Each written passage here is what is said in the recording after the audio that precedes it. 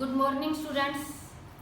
आज हम बीएसटीसी की प्रथम वर्ष की पुस्तक की इकाई नंबर 5 पाठ्यचर्या के दार्शनिक आधार के विषय में चर्चा करेंगे। जैसा कि हम सब जानते हैं कि शिक्षा जो है वो वर्तमान समय में हमारे जीवन की मूलभूत आवश्यकता है। बिना शिक्षा के किसी भी व्यक्ति का व्यक्तित्व का विकास संभव नहीं है। शिक्षा का क्या उद्देश्य है, शिक्षा किस तरह से हमारे जीवन को प्रभावित करती है और शिक्षा किस तरह से हमें जीवन में उन्नति के मार्ग पर ले जाती है। तो पाठ्यचर्या क्या है, पाठ्यक्रम क्या है, पाठ्य पुस्तकें क्या है, यही हमारी चर्चा का आज मुख्य विषय रहेगा। तो पाठ्यचर्या, सबसे पहले हम बात करते हैं पाठ्यचर्या पे। पाठ्यचर्या क्या है? विद्यालय के अंदर समस्त जितनी भी गतिविधियां करवाई जाती हैं उन सब गतिविधियों को पाठ्यचर्या के अंदर शामिल किया जाता है। यदि हम एक आम व्यक्ति से ये सवाल करते हैं कि पाठ्यचर्या क्या है, तो उनका जवाब आएगा पाठ्यचर्या क्या उद्देश्य है, व्यक्ति का विकास करना। लेकिन यदि हम अपने आप से यही प्रश्न करते हैं कि पाठ्यचर्या क्या है, तो हम जानते हैं कि पाठ्यचर्या का मुख्य उद्देश्य है हम अपने आप में किस तरह से बदलाव करते हैं, अपने चिंतन को किस तरह से हम आगे ले जाते हैं, किस तरह से हम जो है अपनी सोच को बदल सकते हैं। तो पाठ्यचर्या जो है वर्तमान समय में जिस तरह से 2006 के अंदर 1975 में जो राष्ट्रीय पाठ्यचर्या की रूपरेखा बनने और उसके बाद 1976 को शिक्षा को जो है वो समवर्ती सूची के अंदर शामिल किया गया है।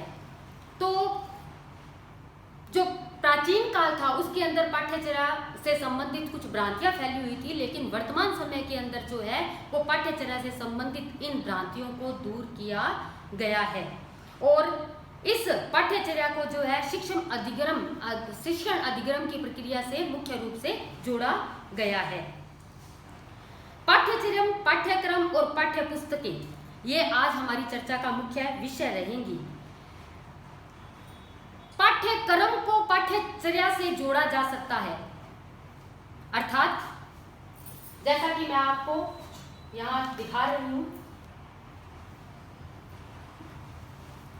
कि किस तरह से सबसे पहले जो है चर्चा का विषय आता है पाठ्यचर्या और उसके बाद पाठ्यक्रम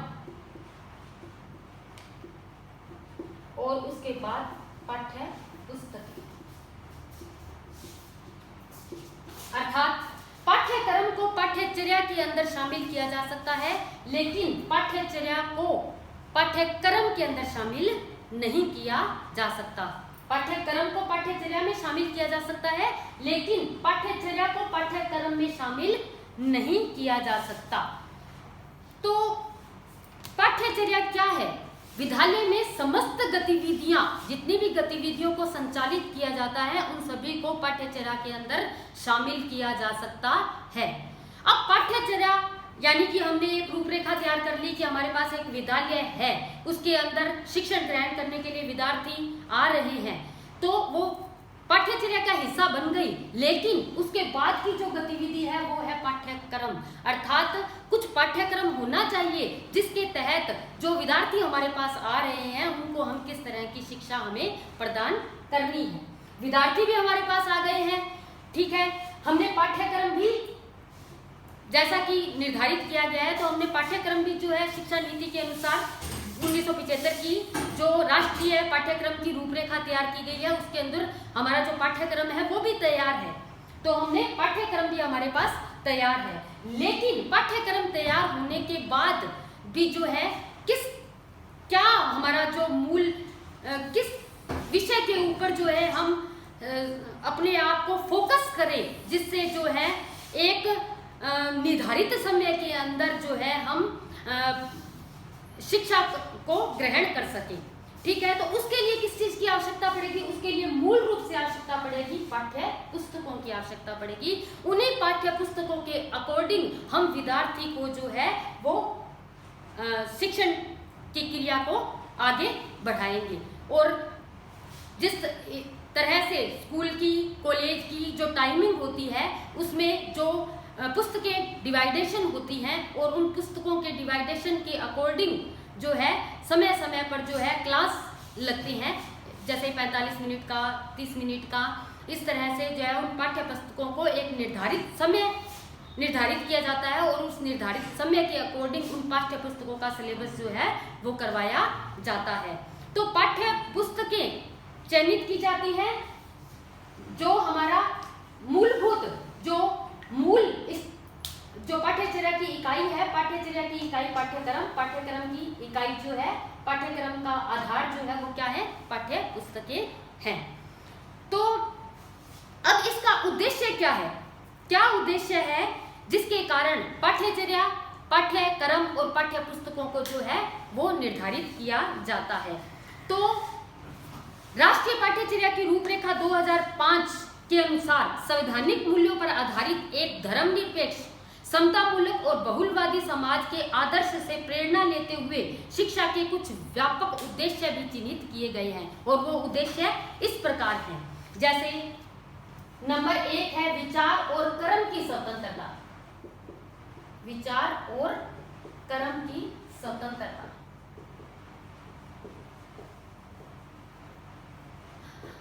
तो स्टूडेंट्स, ये तो हम सभी जानते हैं कि विचार और कर्म की जो स्वतंत्रता है ये प्राचीन काल में यदि हम देखें तो हमें कहीं देखने को नहीं मिलती। विचारों की स्वतंत्रता हमें नहीं देखने को मिलती थी, कर्म की स्वतंत्रता हमें नहीं देखने को मिलती थी। जो जातिगत आधार पर जो कर्म हमारे लिए निर्धारित किए जाते थे उन्हीं के आधार पर हम अपने कर्म करते थे, लेकिन वर्तमान समय में जरूरी नहीं है कि लुहार का बेटा लुहार हो, सुनार का बेटा सुनार हो, कुम्हार का बेटा कुम्हार हो।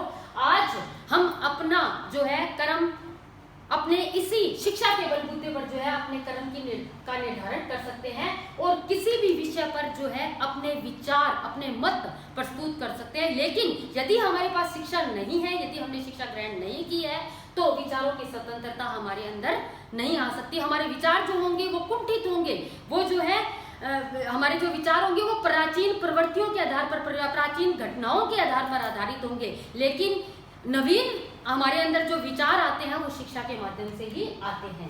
तो जो इसका दूसरा उद्देश्य है वो दूसरों की भलाई और भावनाओं के प्रति संवेदनशील, दूसरों की भलाई और भावनाओं के प्रति संवेदनशील, दूसरों की भलाई व भावनाओं के प्रति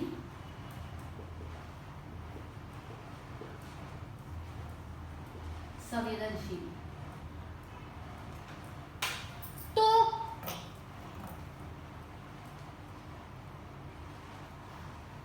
हो सकता है इसमें आपको दो राय मिले कि दूसरों की भलाई भावनाएं ये तो पहले भी इंसानों के अंदर होती थी, लेकिन जहां तक मैं सोचती हूँ, मुझे ऐसा लगता है कि शिक्षा के माध्यम से हम दूसरों की भलाई और हमारी जो भावनाएं हैं उनके प्रति जो है हमारा मन जो है वो बहुत ज़्यादा शिक्षा के माध्यम से बहुत ज़्यादा प्रभावित हुआ है।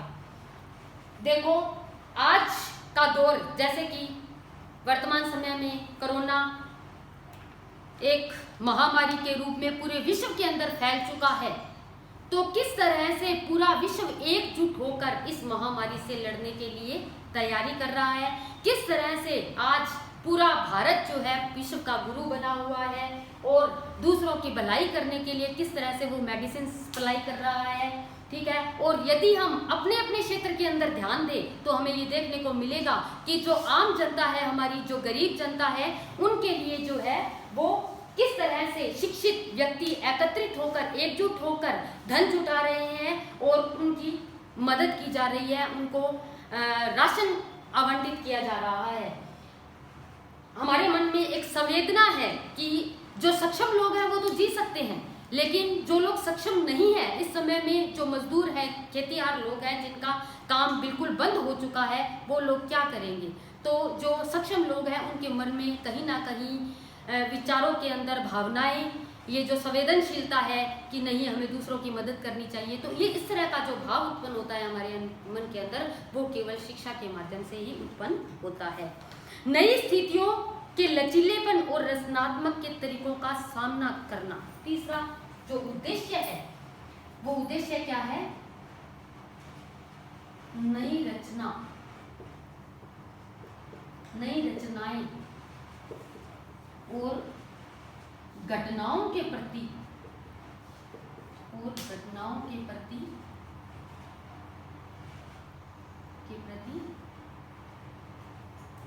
नए तरीके निकालना।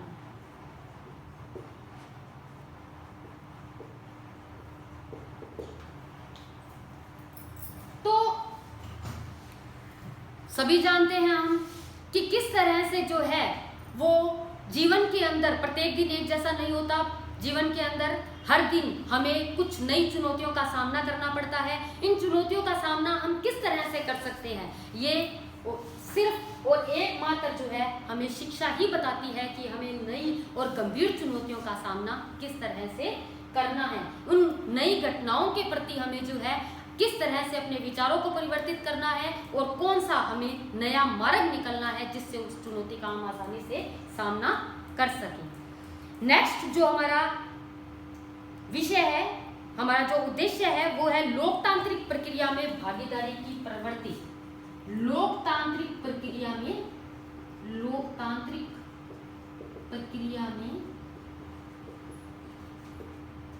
भागीदारी। दोस्तों हम सभी जानते हैं कि लोकतांत्रिक प्रक्रिया में भागीदारी केवल और केवल एकमात्र शिक्षा के माध्यम से ही संभव है। लोकतांत्रिक यानी कि जनता का जनता के लिए, जनता के द्वारा। लेकिन अब शिक्षा के माध्यम से ही है। आज वर्तमान में हम देख रहे हैं कि किस तरह से जो है हम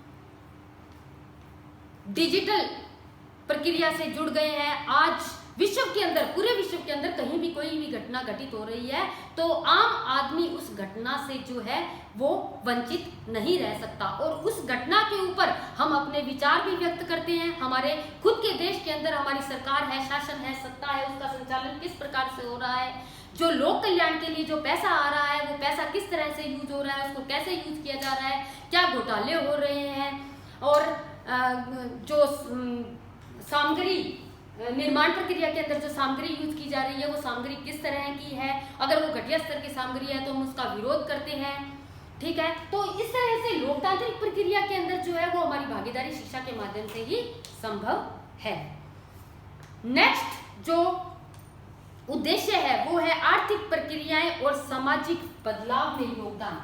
आर्थिक प्रक्रिया और सामाजिक बदलाव में योगदान। आर्थिक प्रक्रिया व सामाजिक बदलाव में योगदान।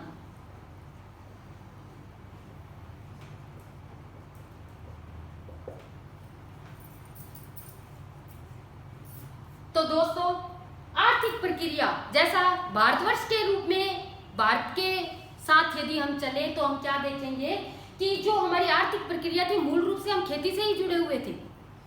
लेकिन वर्तमान समय के अंदर जो है हम आज कुछ नई तकनीकों से जुड़ गए हैं, जिस तरह से अमेरिका, ईरान, चीन, ब्रिटेन, ये सब जो है नई तकनीक से जुड़े हुए हैं। उसी तरह से आज हम भी आर्थिक प्रक्रिया में जो है भारत बहुत आगे बढ़ रहा है। तो ये आर्थिक प्रक्रिया में हमारा आगे बढ़ना, औद्योगिक इकाइयों से हमारा जुड़ना जो है वो मूल रूप से किसके माध्यम से संभव हो पाया है? शिक्षा के माध्यम से ही संभव हो पाया है। इसके बाद बात करेंगे सामाजिक बदलाव की। तो ये तो हम सभी कह सकते हैं कि सामाजिक बदलाव एकमात्र और एकमात्र शिक्षा के माध्यम से ही आया है। आज ही नहीं बल्कि प्राचीन काल से लेकर जब हम भारतवर्ष आजाद हुआ 1947 के अंदर इंग्लैंड की गुलामी से, उस समय हमने क्या देखा? एक तरह से अच्छा ही हुआ कि अंग्रेज भारत के अंदर आए। यदि नहीं आते तो शायद आज हम इतना विकसित नहीं हो पाते। कैसे? क्योंकि हमारे समाज के अंदर बहुत सारी सामाजिक कुरीतियां थी। भारतीय समाज के अंदर बहुत सारी सामाजिक कुरीतियां थी जिनके माध्यम से जो है वो हमारे विचार भी बहुत ज्यादा कुंठित थे। दहेज प्रथा है, सती प्रथा है, बाल विवाह है, सामाजिक छुआछूत है, भेदभाव है, इस तरह की बहुत सारी प्रथाएं, कुप्रथाएं जिनको कहेंगे हम, हमारे समाज के अंदर प्रचलित थी। लेकिन एकमात्र शिक्षा के माध्यम से ही उन कुप्रथाओं को बदल पाए हैं, जिसे सामाजिक बदलाव का ही नाम दिया जाएगा। आज भी यदि हम जो है, सामाजिक बदलाव भी दो तरह के होते हैं, सामाजिक बदलाव भी दो तरह के हैं। यदि आज हम तकनीकी क्षेत्र के अंदर सामाजिक बदलाव करना है तो बड़ी आसानी से हो सकता है। तकनीकी क्षेत्र के अंदर जैसे कि घड़े को छोड़कर फ्रिज आया तो हमने बड़ी आसानी से उसको अपना लिया। बड़े बुजुर्गों ने कुछ विरोध किया कि ठीक है घड़े का ही पानी पिएंगे, हम फ्रिज का पानी नहीं पिएंगे, लेकिन धीरे धीरे जो है फ्रिज हमारे जीवन का मुख्य हिस्सा बन गया। इसी प्रकार जो है लेकिन यदि एक प्रथा अर्थात जैसे आज हम बात करें कि अरेंज मैरिज और लव मैरिज की, तो अरेंज मैरिज के प्रति जो है बुजुर्गों का जो हमारी सोच होगी बुजुर्गों की, वो आज वहीं की वहीं है, तुरंत राजी है अरेंज मैरिज ही करनी है। लेकिन लव मैरिज इस सामाजिक बदलाव को लाने के लिए बहुत एक लंबा समय लगेगा। तो सामाजिक बदलाव भी दो तरह के हैं। यदि तकनीकी क्षेत्र में सामाजिक बदलाव आता है तो बड़ी आसानी से उसको एक्सेप्ट कर लिया जाता है। धन्यवाद दोस्तों। तो हमारा जो नेक्स्ट टॉपिक है वो हम अपने नेक्स्ट वीडियो के अंदर करेंगे, देखेंगे कि किस तरह से हमें उस वीडियो कौन सा आपको टॉपिक करवाना है। बहुत बहुत धन्यवाद।